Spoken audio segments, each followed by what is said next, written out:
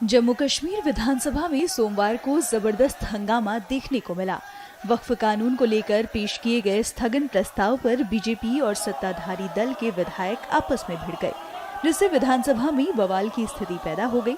जमकर शोर शराबा और नारेबाजी दोनों तरफ से हुई, जिसके बाद विधानसभा अध्यक्ष को कार्यवाही स्थगित करनी पड़ी।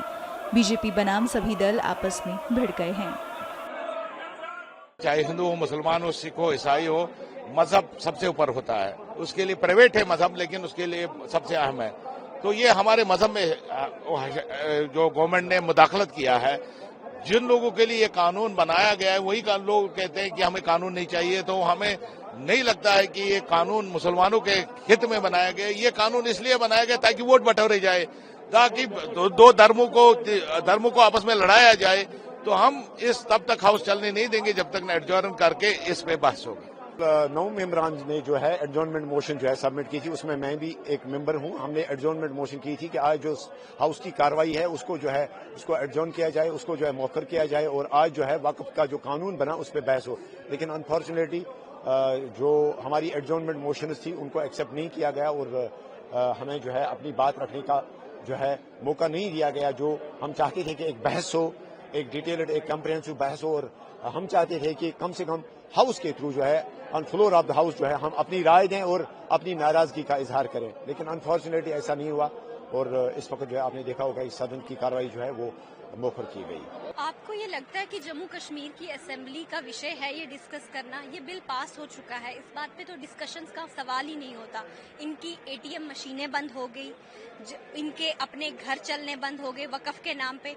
इन्होंने जो है गरीब मुसलमान, अहमदिया मुसलमान, विधवा मुसलमान बहनें हमारी जो बेसहारा थे, जो बच्चों के माँ बाप नहीं थे, उनके लिए जो वक्फ का पैसा आता था वो इन्होंने अमीर लोगों ने अपने घरों में लगाया।